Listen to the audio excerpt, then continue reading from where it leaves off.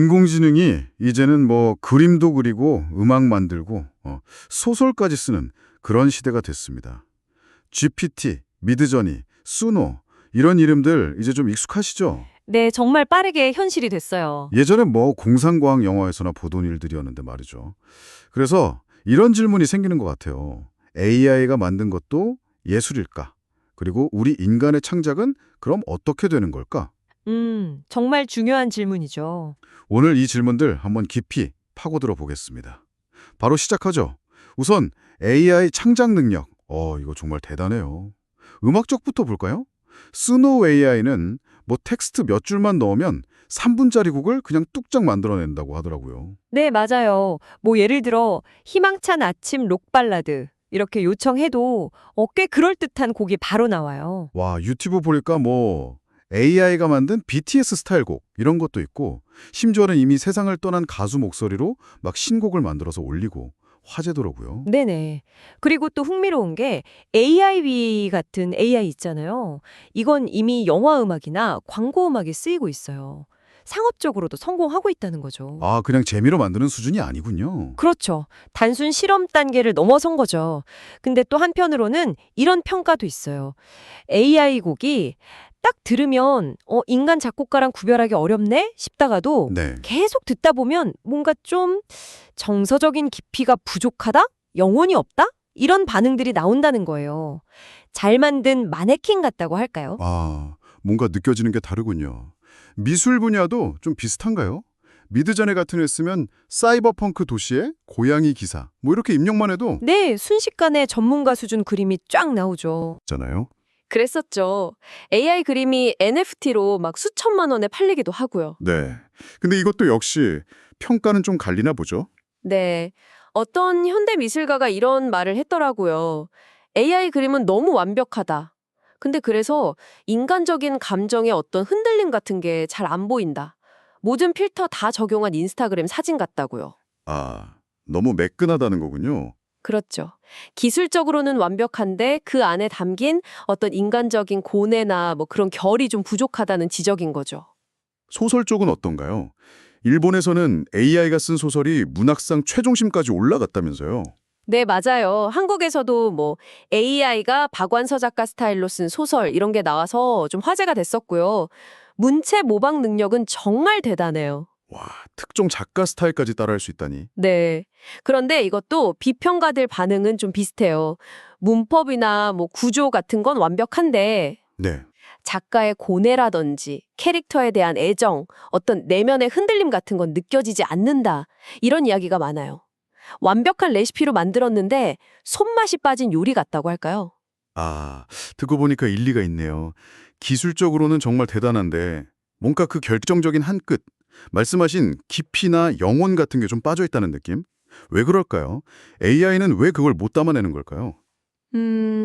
근본적인 차이가 한 세 가지 정도 있는 것 같아요. 첫째는 감정의 실제 경험 부재. 이게 커요. 경험의 부재요? 네. AI는 슬픔이라는 데이터를 학습해서 묘사는 갈 수 있죠. 근데 실제 이별의 아픔, 그 감정을 직접 겪어본 적은 없잖아요. 아, 그렇죠. 데이터는 데이터일 뿐이니까. 고유한 슬픔을 창조해낼 수는 없는 거죠. 그렇군요. 두 번째는 뭔가요? 두 번째는 창작 의도의 부재예요. AI는 왜 이걸 만드는가 이런 질문을 안 하죠. 그냥 사용자의 명령을 수행할 뿐이니까요. 아, 시키는 대로만 한다. 그렇죠. 반고우가 별이 빛나는 밤에 자기 고통을 막 담아냈던 것처럼 어떤 내면에서 끌어오르는 창작 동기 자체가 없는 거예요. AI는 도구이지 주체가 아니니까요. 확실히 그러네요. 마지막 세 번째는요? 마지막은 불완전함의 아름다움이 없다는 점이에요. 인간은 실수를 하잖아요. 근데 그 실수가 때로는 재즈의 즉흥 연주처럼 독창성으로 이어지기도 하거든요. 네네. 예상치 못한 결과가 나오기도 하고. 맞아요. 근데 AI는 기본적으로 완벽함을 추구하도록 설계되어 있으니까 그런 예측 불가능한 인간적인 멋, 이런 걸 놓치기가 쉬운 거죠. 그렇군요. 경험, 의도, 불완전함의 미학, 이 세 가지가 없기 때문에 AI 창작물에는 기회가 부족하게 느껴질 수 있다. 그럼 이 모든 게 결국 뭘 의미할까요? 인간의 창작, 이제 정말 끝난 걸까요? AI가 이렇게까지 하는데? 아, 꼭 그렇지는 않을 거라고 봐요. 오히려 지금이 인간 창작자들에게 나는 왜 창작하는가? 이 근본적인 질문에 더 집중해야 할 시기인 것 같아요. 왜 창작하는가? 네. 창작이라는 게 사실 결과물만큼이나 그 고민하고 표현하는 과정 자체가 중요하잖아요. 근데 AI는 그 과정을 경험하지 못하죠. 아, 그러네요. AI는 결과만 뿅 내놓으니까 그럼 AI를 경쟁자로만 볼 게 아니라 좀 강력한 협업 도구로 볼 수도 있겠네요. 네, 맞습니다. 그게 아마 가장 현실적인 방향일 거예요. 예를 들어 작사가는 AI한테 가사 초안을 좀 부탁해 볼 수 있고 작곡가는 편곡 아이디어를 얻을 수도 있고요. 오, 사퍼가 같은 경우는 배경 채색 같은 좀 반복적인 작업을 맡길 수도 있겠네요. 그렇죠. 시나리오 작가도 스토리 구조 짜는데 도움을 받을 수 있고요. AI가 단순 반복 작업을 좀 대신해주고 인간은 아이디어를 내거나 최종 결정 같은 핵심적인 부분에 집중하는 거죠. 그렇게 협업하는 그림이 그려지네요. 근데 혹시 그러다가 인간이 AI에 너무 의존하게 돼서 뭐랄까? 고유한 창의성이 약해질 위험 같은 건 없을까요? 아, 그거 정말 좋은 질문이에요. 분명히 경계해야 할 부분이죠. 우리가 AI를 그냥 아무 생각 없이 쓰기만 하면 당연히 창의력이 악화될 수도 있어요. 네. 하지만 이걸 잘 활용한다면, 그러니까 AI를 영감을 주는 파트너 정도로 생각한다면 오히려 더 강력한 창작 도구가 될 수 있다고 생각해요. 영감을 주는 파트너. 네. 그리고 또 하나 중요한 건 예술에는 누가 만들었는가, 이게 주는 가치가 있잖아요. 아, 그렇죠. 작가 자체가 중요하죠. 네. 우리가 고흐의 그림을 볼 때 단순히 그림만 보는 게 아니라 그의 삶, 그의 열정 이런 걸 같이 느끼잖아요. AI가 아무리 완벽하게 고흐 그림을 복제한다고 해도 거기서 똑같은 감동을 받기는 어려울 거예요. 기술적인 완벽함 너머의 무언가. 그렇죠.